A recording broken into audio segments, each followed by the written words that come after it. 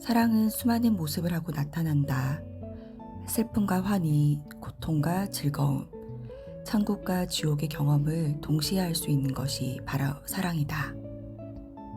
우리나라에서 데이팅 프로그램이 인기를 끌고 러브라인이 빠진 드라마는 섭섭하며 불륜이나 출생의 비밀 등 다소 충격적인 소재들이 인기 있는 것은 사랑에 대한 대단한 관심을 보여준다고 할 수 있습니다.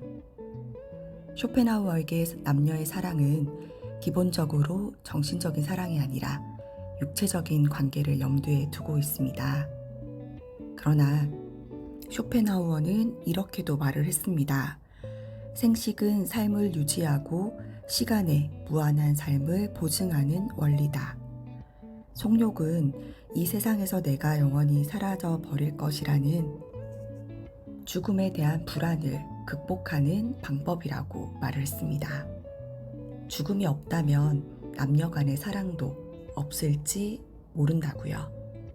성행위는 개인의 쾌락을 위한 것이라고 생각하지만 우리가 의도하나 의도하지 않았으나 나의 삶이 자식을 통해 계속 이어지기를 바라는 것입니다. 이렇듯 쇼펜하우어가 말하는 사랑은 달콤한 환상 뒤에 이 세상에 영원히 남으려는 의지가 강하게 작동합니다. 우리는 사랑하는 사람과 인연이 맺어지면 영원히 행복할 수 있을 것이라고 생각하는데요. 정신적 교감이 바탕인 연애는 쇼펜하우어에게 하나의 환상이라고 보여졌습니다. 사랑은 완벽함을 위한 갈망에서 비롯된다고 합니다. 따라서 사귀게 될 상대방의 경제적인 조건을 따지든 외모나 재능을 따지든 나쁜 것은 없다고요. 자신의 결핍을 채우기 위해 사랑이든 연애든 각자가 선택할 일이기 때문에 강요할 일은 아닙니다.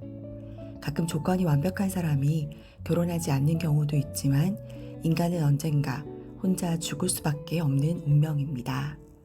자신밖에 모르는 이기적인 인간도 사랑의 마력에 이끌려 타인에게 관심을 갖고 서로 공감하며 함께 인생을 만들어가고 싶어집니다. 최근 우리나라에서 결혼하는 비율이 떨어지고 이혼율이 높아지는 이유는 결혼을 통해 자신의 자유가 줄고 구속이 늘어난다는 생각이 보편화됐기 때문입니다. 결혼 이후 맞닥뜨리는 고단한 현실은 사랑에 빠졌을 때는 전혀 예측하지 못한 일이었습니다. 특히 자신을 돈 버는 기계쯤으로 취급받고 가족과 전혀 소통하지 못하는 경우 그 갈등이 더욱 커질 수밖에 없습니다. 그럼에도 사랑에 누구나 진지해질 수밖에 없는 이유는 자신의 후손이 만들어지기 때문일 것입니다. 사랑을 통해 느끼는 기쁨이나 고통은 우리가 의식하지 않는다고 해도 인류의 종족 보존이라는 대전제에서 이루어집니다. 쇼펜하우어는 사랑을 인류 전체의 생존 문제로 바라봤습니다. 모든 연애는 인류의 생존에 대한 진지한 성찰이다. 이 세상에 사랑이 존재하지 않는다면 우리는 지금 이 순간부터 멸종의 길을 걷게 될 것이다. 지금 우리가 살고 있는 시대는 이전 세대의 사랑에 전적으로 의존하고 있고 미래의 세대는 우리의 사랑에 의존하고 있다.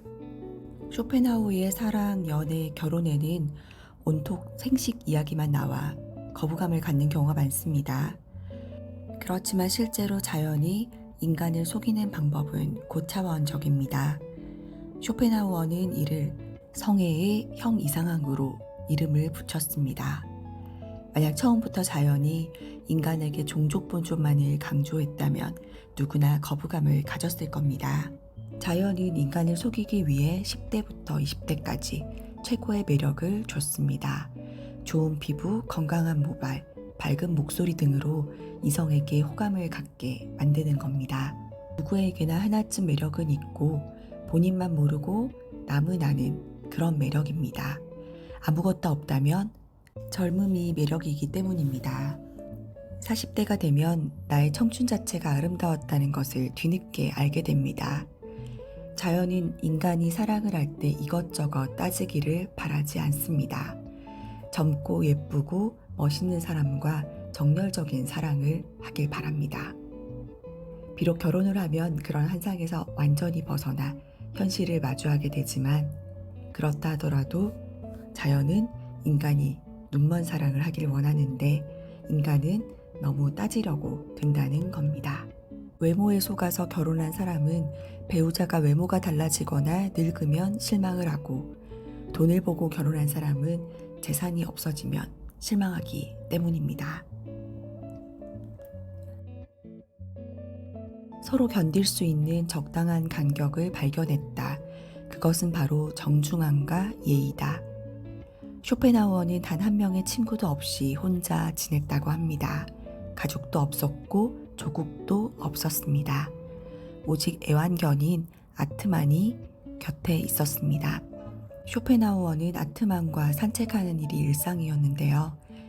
이런 쇼펜하우어에 대해 니체는 저서 교육자로서의 쇼펜하우어에서 이렇게 썼습니다. 한 명의 친구가 있느냐 또는 한 명의 친구도 없느냐 하는 차이는 무한한 것. 인간은 혼자 있기를 좋아하면서도 타인과 어울리는 것도 즐깁니다. 고독과 사교성은 동전의 양면입니다. 그래서 쇼펜하우어는 스스로 홀로 설 수 있는 힘을 강조했습니다. 자족하는 삶을 살기 위해서는 타인으로부터 독립할 줄 알아야 한다는 것입니다. 하지만 인간은 여러 가지 이유로 타인에 의존하며 인정받고 사랑받고 싶어하는 나약한 존재입니다. 그러면서도 인간은 고독의 끝에서 다른 사람과 함께하려는 욕망이 있다고요. 쇼펜하우어는 홀로서기와 함께하는 삶 사이의 갈등을 고슴도치의 우화로 풀어냅니다. 추운 날씨에 고슴도치들은 얼어 죽지 않으려고 달라붙어 하나가 되지만 그들의 가시가 서로를 찌르는 것을 느껴 떨어집니다. 그러나 추위를 견디지 못해 한 덩어리가 됐다가 떨어지기를 반복하다 결국 상대방의 가시를 견딜 수 있는 적당한 거리를 찾게 된다는 겁니다. 우리의 모든 불행은 혼자 있을 수 없는 데서 생긴다. 많은 인간관계로 결핍을 채우려고 하지만 인간관계는 자칫 화상을 입을 수 있습니다. 인간이 행복하기 위해서는 홀로서기와 타인과 함께하기 사이에서 균형을 잡을 필요가 있습니다. 사랑하는 사람일수록 말을 아껴야 되고 마음에 못을 박는 일은 하지 않도록 조심해야 됩니다. 고슴도치 우화의 예에는 오류가 있습니다. 실제 고슴도치는 상대가 찔리지 않도록 가시를 눕힌다고 합니다. 다른 고슴도치가 가까이 접근할 수 있도록 배려를 할 줄 알며 체온을 유지하기 위해서 바늘이 없는 머리를 맞대며 추위를 이겨낸다고 합니다. 이런 과학적 사실을 몰랐지만 쇼펜하우어가 우리가 타인에게 상처를 주지 않고 배려하는 마음을 고슴도치에게서 배워야 할 덕목으로 본 것은 의미가 있습니다. 쇼펜하우어는 행복이란 많은 경우 결핍에서 충족으로 넘어가는 짧은 순간이라고 말합니다. 왜냐하면 늘 결핍은 인간에게 고통이지만 충족에서 과잉으로 넘어가면 권태, 지루함의 감정에 사로잡히기 때문입니다. 그래서 행복은 그 사이에 짧은 만족의 순간이라고 할 수 있습니다. 우리가 행복을 즐기는 순간은 안타깝게도 찰나와 같이 금방 지나갑니다. 영원하고 지속적인 행복이 없기 때문에 오히려 그런 작은 행복함에 만족할 수 있어야 합니다. 행복은 멀고 크고 높은 곳에 있는 것이 아니라 일상 가까운 곳에 있기 때문입니다. 몇 년 전 일본의 소설가 무라카미 하루키의 소확행이라는 용어가 꽤 유행한 적이 있습니다. 소확행은 그의 에세이 랑게르한스 섬의 오후에서 쓰인 말로 소소하지만 확실한 행복의 축약어입니다. 갓 구운 빵을 손으로 찢어 먹을 때, 서랍 안에 반듯하게 정리되어 있는 속옷을 볼 때 느끼는 행복과 같이 바쁜 일상에서 느끼는 작은 즐거움을 뜻합니다. 작지만 확실하게 실현할 수 있는 행복이나 그런 행복을 추구하는 삶의 경향이죠. 행복은 늘 빠르게 흘러가기 때문에 시간이나 젊음, 모든 것은 잠깐 머무르다 떠나가기 때문에 작은 쾌락에 만족할 줄 알아야 한다는 겁니다. 짧은 만남, 인연이 주는 작은 즐거움에 감사할 수 있어야 합니다. 감당할 수 없는 너무 큰 행복, 만족은 따분함을 가져와 새로운 것을 찾기 때문이죠. 그래서 쇼펜하우어는 이렇게 말했습니다. 미래가 행복을 가져다 준다는 생각으로 급히 쫓아가는 반면 현재는 거들떠보지도 즐기지도 않고 지나쳐 버리는 사람들이 있다. 현재만이 진실하고 현실적이고 확실하다는 것을 결코 잊어서는 안 된다. 우리는 오늘은 단 한 번뿐이라는 사실을 되새기며 현재를 의미로 채울 필요가 있습니다. 두 번 다시 오지 않을 현재 그 자체를 기분 좋게 받아들여 즐길 필요가 있다는 겁니다. 우리는 오늘이 내일 다시 찾아올 것이라고 확신하는데 그것은 착각입니다. 인생 전체를 구성하는 하루하루는 똑같은 것이 아니라 어제와 다른 늘 새로운 것이기 때문입니다. 스티브 잡스는 매일 아침 거울을 보고 만일 오늘이 인생의 마지막 날이라면 오늘 하려던 일을 할 것인가? 라는 질문을 던져서 만약 노라는 생각이 떠오르면 그 일을 하지 않았다고 합니다. 하루하루를 자신의 마지막 인생으로 생각한 것은 쇼펜하우어의 명언과 닿아 있습니다.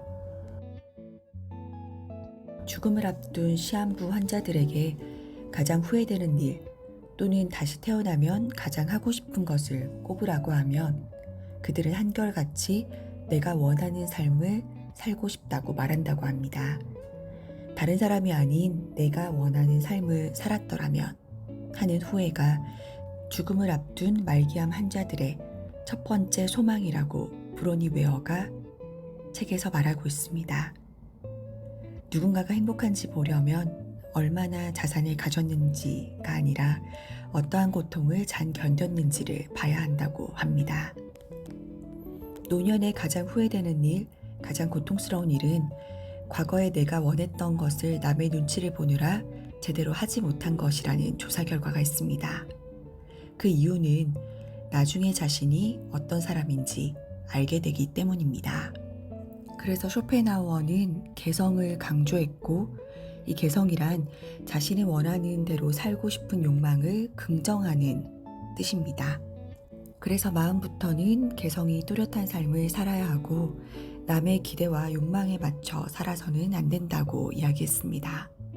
나를 행복으로 이끄는 방법은 나의 욕망이 이끄는 대로 가는 거라고 이야기합니다. 개성 있는 삶을 살기 위해 필요한 것은 자신의 욕망을 있는 그대로 긍정하는 태도입니다. 우선 남들이 전혀 알 수 없는 바, 나 자신이 원하는 바, 할 수 있는 일, 그리고 타고난 재능과 성격을 이해한다고 말했습니다. 돈은 바닷물과 같다.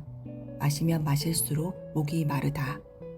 부유한 집안에서 태어나고 아버지가 돌아가신 후 주식 재산을 물려받아 경제적으로 여유로웠던 쇼펜하우어는 부의 중요성을 누구보다 잘 알았습니다. 쇼펜하우어는 상속받은 주식 재산을 팔아서 평생 돈의 노예가 되지 않을 조건을 만들었죠. 그 덕분에 많은 철학자가 돈을 벌기 위해 강의를 한 반면 쇼펜하우어는 평생 돈 걱정 없이 당당하게 철학 공부와 연구에만 매진할 수 있었습니다. 그는 돈의 가치를 누구보다 잘 알았던 진짜 부자였던 거죠. 쇼펜하우어는 아버지 회사의 주식을 상속받아 여기서 생기는 수입으로 조촐하게 살았지만 금융 쪽도 나름 잘 알고 있었다고 합니다. 그가 주주로 있는 어떤 회사가 파산했을 때 다른 주주들은 70%의 지불에 동의했지만 쇼펜하우어는 전액 지불을 우겨서 모두 받아냈을 정도라고 하네요. 부는 누가 소유하고 관리하느냐에 따라 큰 차이를 보입니다. 그래서 부유한 집안에서 태어난 사람은 부를 공기처럼 없어서는 안 되는 것으로 여기고 자신의 생명처럼 지켜서 오히려 검소한 생활을 한다고 합니다. 최근 많은 사람들이 부에 집착하는 경향이 커졌습니다. 주로 모든 관심이 돈을 향해 있고 돈이 인생의 목적인 사람들이 많아졌습니다. 자본주의 사회에서 돈이 큰 역할을 하지만 최근에 천민자본주의 흐름이 더 강해졌죠. 그 이유는 여러 가지가 있을 수 있겠지만 투자 폭등으로 대박 신화가 생겨나고 상대적인 박탈감을 가진 사람들이 많이 생겨났기 때문입니다. 벼락거지라는 말은 그런 박탈감을 대표합니다. 그런데 부가 나쁜 것만은 아니고 쇼펜하우어가 강조하듯이 자신이 그런 부의 혜택을 보면서 자유로운 삶을 산 것을 보면 부는 분명히 행복의 한 가지 조건은 맞습니다.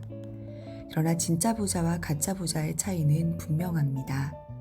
진짜 부자는 부를 자신의 장점을 개발하는 데 최대한 활용합니다. 경제적, 시간적 자유를 얻으면 유흥이나 과시, 소비보다 자신의 교양을 쌓는 데 시간을 투자합니다. 그러나 가짜 부자는 시간을 생산적으로 쓰지 못하고 남에게 과시하거나 낭비와 방탕으로 돈을 씁니다. 쇼펜하우어의 진짜 부자는 경제적인 자유를 뜻하는 개념과 닿아 있습니다. 쇼펜하우어는 그래서 이렇게 말했습니다.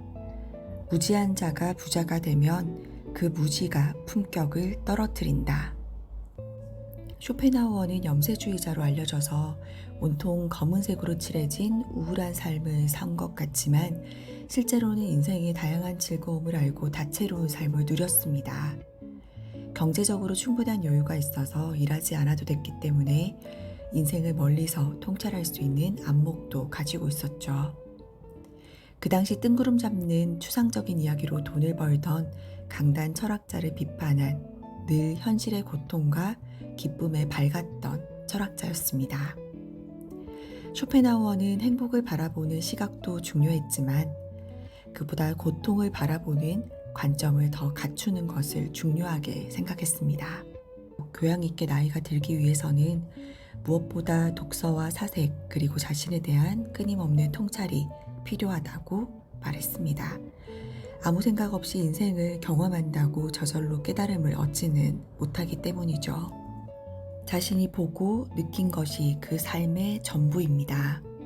우리가 세상의 고통에 굴복하지 않고 타인에 대해서도 늘 당당한 마음을 갖기 위해서는 삶의 지혜가 필요합니다. 그래서 죽는 순간까지 우리가 쇼펜하우어의 행복론에서 배워야 할 것들이라고 생각합니다. 책 한 권을 다 정리하다 보니 왜 요즘 서점가에는 그렇게 많은 철학가들의 아포리즘에 관련된 책이 많았는지를 알 수 있었습니다. 그만큼 우리가 살고 있는 삶이 팍팍하기 때문이겠죠. 그럼에도 많은 철학자들의 고견을 통해서 조금 더 힘내서 살 수 있는 용기가 생기게 될 것 같습니다. 제가 읽어드린 내용 중에 여러분께 꼭 필요한 지혜가 되었으면 좋겠고요. 아주 긴 시간 청취해 주셔서 감사합니다. 한 페이지 도서관이었습니다.